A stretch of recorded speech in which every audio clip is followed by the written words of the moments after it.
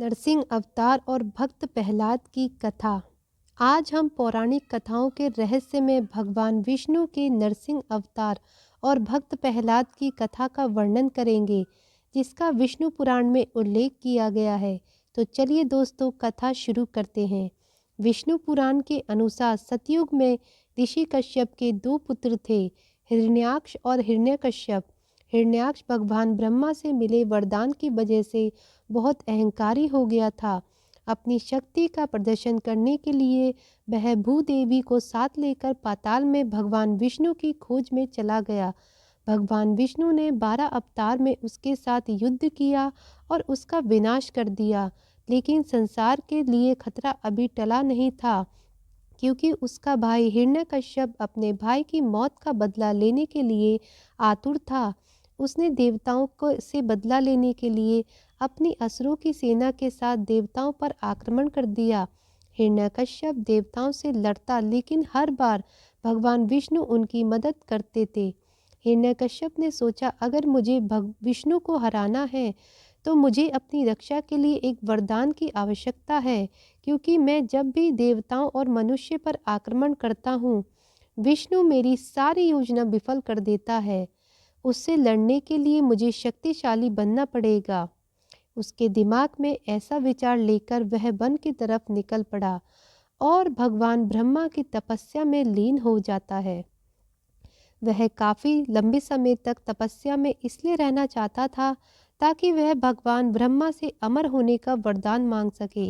इस दौरान वह अपने और अपने साम्राज्य के बारे में भूलकर कठोर तपस्या में लग जाता है। इस दौरान इंद्रदेव को यह ज्ञात होता है कि हिरण्यकश्यप असुरों के नेतृत्व नहीं कर रहा है। इंद्रदेव सोचते हैं कि यदि इस समय असुरों को समाप्त कर दिया जाए तो फिर कभी वह आक्रमण नहीं कर पाएगा। हिरण्यकश्यप के बिना असुरों की शक्ति आदि है। अगर इस समय इसका खात्मा कर दिया जाए तो हिरण्यकश्यप के लौटने पर उनका आदेश मानने वाला कोई शेष नहीं रहेगा। यह सोचते हुए इंद्र अपने दूसरे देवों के साथ असुरों के साम्राज्य पर आक्रमण कर देते हैं। इंद्रदेव की अपेक्षा के अनुसार हिरण्यकश्यप के बिना असुर मुकाबले में कमजोर पड़ गए और युद्ध में हार गए। इंद्रदेव ने असुरों के कई समूहों को समाप्त कर दिया। हिरण्यकश्यप की राजधानी को तबाह कर इंद्रदेव ने हिरण्यकश्यप के महल में प्रवेश किया, जहां पर उनको हिरण्यकश्यप की पत्नी कयादु नजर आई। इंद्रदेव ने हिरण्यकश्यप की पत्नी को बंदी बना लिया ताकि भविष्य में हिरण्यकश्यप के लौटने पर उसको बंधक बनाने का उपयोग कर पाएं। इंद्रदेव जैसे ही कयादु को इंद्रलोक ले जाने लगे, तभी महर्षि नारद प्रकट हुए और इस समय इंद्रदेव को कहा, इंद्रदेव रुक जाओ, आप यह क्या कर रहे हो। महर्षि नारद ने इंद्रदेव को कयादु को अपने रथ में ले जाते देख क्रोधित हो गए। इंद्रदेव ने नतमस्तक होकर महर्षि नारद से कहा, महर्षि, हिरण्यकश्यप के नेतृत्व के बिना असुरों पर आक्रमण किया है और मेरा मानना है कि असुरों के आतंक को समाप्त करने का यही सही समय है। महास के विनाश को देखकर महर्षि नारद ने क्रोधित स्वर में कहा, हाँ, यह सत्य है, मैं देख सकता हूँ, लेकिन यह औरत इसमें कहाँ से आई? क्या इसने तुमसे युद्ध किया? मुझे ऐसा नहीं लग रहा कि इसने तुम्हारे विरुद्ध कोई शस्त्र उठाया हो, फिर तुम उसको क्यों चोट पहुंचा रहे हो? इंद्रदेव ने महर्षि नारद की तरफ देखते हुए जवाब दिया कि वह उसके शत्रु हिरण्यकश्यप की पत्नी है, जिसे वह बंदी बनाकर ले जा रहा है, ताकि हिरण्यकश्यप कभी आक्रमण करे तो वह उसका उपयोग कर सके। महर्षि नारद ने गुस्से में इंद्रदेव को कहा कि केवल युद्ध जीतने के लिए दूसरे की पत्नी का अपहरण करोगे और इस निरपराध स्त्री को ले जाना महापाप होगा। इंद्रदेव को महर्षि नारद की बातें सुनने के बाद कयादु को रिहा करने के अलावा कोई विकल्प नहीं था। इंद्रदेव ने कयादु को छोड़ दिया। कयादु ने महर्षि नारद को उसका जीवन बचाने के लिए धन्यवाद दिया। महर्षि नारद ने पूछा कि असुरों के विनाश के बाद वह अब कहाँ रहेगी। कयादु उस समय गर्भवती थी और अपनी संतान की रक्षा के लिए उसने महर्षि नारद को उसकी देखभाल करने की प्रार्थना की। महर्षि नारद उसको अपने साथ लेकर चले गए और उसकी देखभाल की। इस दौरान वह कयादू को विष्णु भगवान की कथाएं भी सुनाया करते थे, जिसको सुनकर कयादू को भगवान विष्णु से लगाव हो गया था। उसके गर्भ में पल रहे शिशु को भी भगवान विष्णु की कहानियों ने मोहित कर दिया था। समय गुजरता गया। एक दिन स्वर्ग की वायु इतनी गर्म हो गई थी कि सांस लेना मुश्किल हो रहा था। कारण खोजने पर देवों को पता चला कि हिरण्यकश्यप की तपस्या बहुत शक्तिशाली हो गई है, जिसने स्वर्ग को भी गर्म कर दिया है। इस असहनीय गर्मी को देखते हुए देवता भगवान ब्रह्मा के पास गए और सहायता के लिए कहा। भगवान ब्रह्मा को हिरण्यकश्यप से मिलने के लिए धरती पर प्रकट होना पड़ा। भगवान ब्रह्मा हिरण्यकश्यप की कठोर तपस्या से बहुत प्रसन्न हुए और उसे वरदान मांगने को कहा। हिरण्यकश्यप ने नतमस्तक होकर कहा, भगवान मुझे अमर बना दीजिए।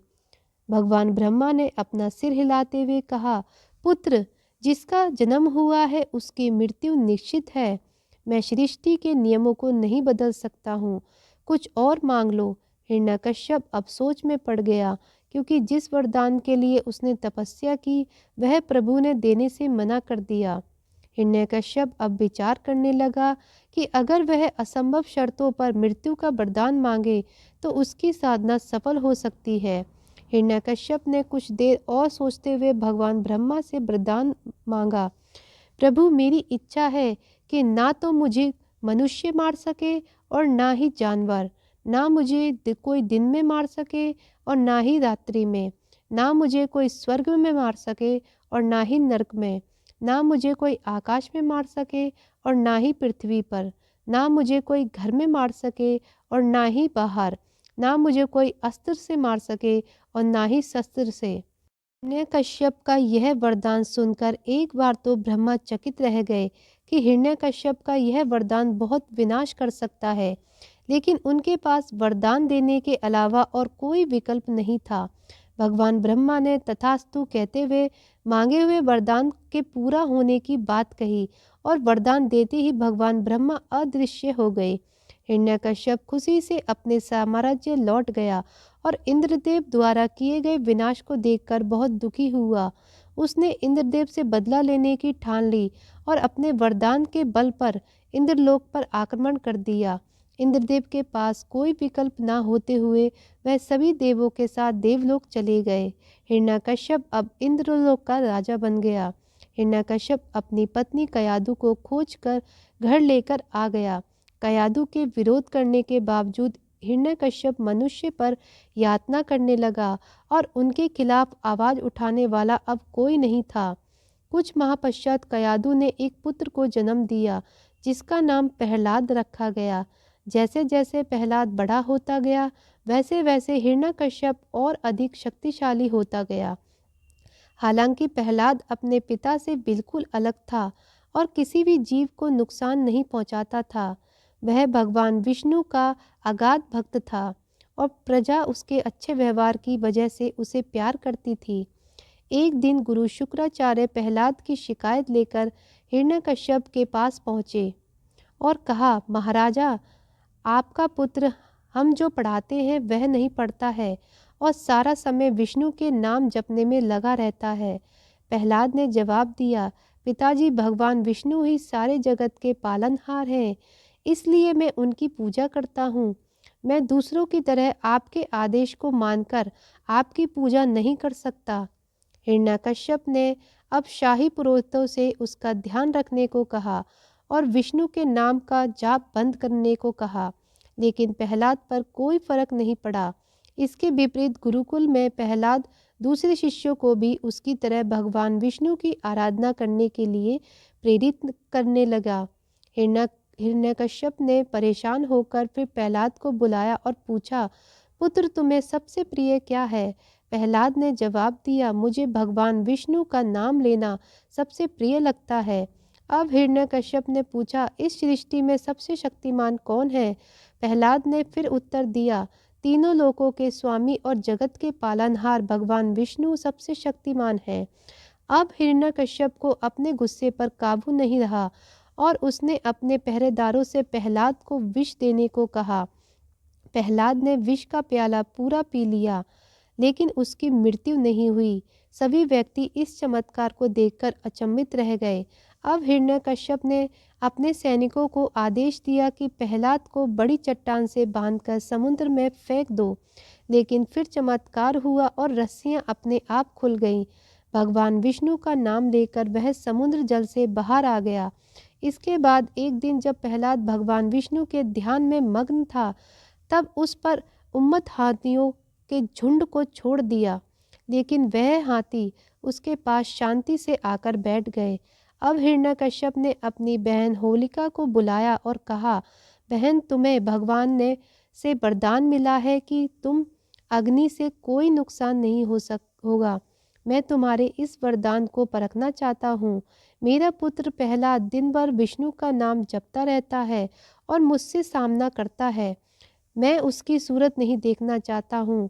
मैं उसे मारना चाहता हूँ क्योंकि वह मेरा पुत्र नहीं है। मैं चाहता हूँ कि तुम प्रहलाद को गोद में बिठाकर अग्नि में बैठ जाओ। होलिका ने अपने भाई की बात स्वीकार कर ली। अब होलिका ध्यान करते हुए प्रहलाद को अपनी गोद में बिठाया और हिरण्यकश्यप को आग लगाने को कहा। हिरण्यकश्यप प्रहलाद के भक्ति की शक्ति को नहीं जानता था, फिर भी आग से प्रतिरक्षित होलिका जलने लग गई और उसके पापों ने उसका नाश कर दिया। जब आज आग बुझी तो प्रहलाद उसे जली हुई जगह के मध्य अभी भी ध्यान में बैठा हुआ था, जबकि होलिका कहीं भी नजर नहीं आई। अब हिरण्यकश्यप भी घबरा गया और प्रहलाद को ध्यान से खींचते हुए ले गया और चिल्लाते हुए बोला, तुम कहते हो तुम्हारा विष्णु हर जगह पर है, बताओ अभी विष्णु कहाँ पर है? वह पेड़ के पीछे है या मेरे महल में है या इस स्तंभ में है? बताओ। प्रहलाद ने अपने पिता की आंखों में आंखें मिलाकर कहा, पिताजी, भगवान विष्णु हर जगह पर हैं।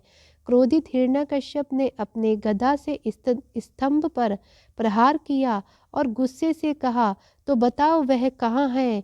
हिरण्यकश्यप दंग रह गया और देखा कि वह स्तंभ चकनाचूर हो गया और उस स्तंभ से एक क्रूर पशु निकला, जिसका मुंह शेर का और शरीर मनुष्य जैसा था। हिरण्यकश्यप उस आधे पशु आधे मानव को देखकर पीछे हट गया। तभी उस आधे पशु आधे मानव ने जोर से कहा, मैं नारायण का अवतार नरसिंह हूँ और मैं तुम्हारा विनाश करने आया हूँ। हिरण्यकश्यप उसे देखकर जैसे ही बचकर भागने लगा, तभी नरसिंह ने पंजों से उसे जकड़ लिया। हिरण्यकश्यप ने अपने आप को छुड़ाने की बहुत कोशिश की, लेकिन कोई लाभ नहीं मिल सका। नरसिंह अब हिरण्यकश्यप को घसीटते हुए दरवाजे की चौखट तक ले गए, जो ना घर में था और ना ही घर से बाहर, और उसने अपनी गोद में बिठा लिया, जो ना आकाश में था ना ही धरती पर, और शाम के समय ना ही दिन और ना ही रात हिरण्यकश्यप को अपने पंजों पर रखा और ना ही अस्त्र और ना ही शस्त्र से उसका वध कर दिया। हिरण्यकश्यप का वध करने के बाद दहाड़ते हुए नरसिंह सिंहासन पर बैठ गए। सारे असुर ऐसे क्रूर पशु को देखकर भाग गए और देवताओं को भी नरसिंह के पास जाने की हिम्मत नहीं हुई, और बिना डरे हुए प्रहलाद आगे बढ़ा और नरसिंह से प्यार से कहा, प्रभु, मैं जानता हूँ कि आप मेरी रक्षा के लिए आए हो। नरसिंह ने मुस्कुराकर जवाब दिया, हाँ पुत्र, मैं तुम्हारे लिए आया हूँ। तुम चिंता मत करो।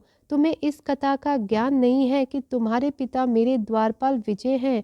उन्हें एक श्राप के कारण पृथ्वी पर जन्म लेना पड़ा और 3 जन्मों के पश्चात उन्हें फिर वैकुंठ में स्थान मिल जाएगा, इसलिए तुम्हें चिंता करने की कोई आवश्यकता नहीं है। प्रहलाद ने अपना सर हिलाते हुए कहा, प्रभु, अब मुझे कुछ नहीं चाहिए। नरसिंह ने अपना सिर हिलाया और कहा, नहीं पुत्र, तुम प्रजा पर राज करने के लिए बने हो और तुम अपनी प्रजा की सेवा करने के पश्चात वैकुंठ आना। प्रहलाद अब असुरों का उद्धार शासक बन गए, जिसने अपने शासन काल के दौरान प्रसिद्धि प्राप्त की और असुरों के पुराने क्रूर तरीकों को समाप्त कर दिया। तो दोस्तों, आप सभी ने देखा कि भक्ति में कितनी शक्ति है।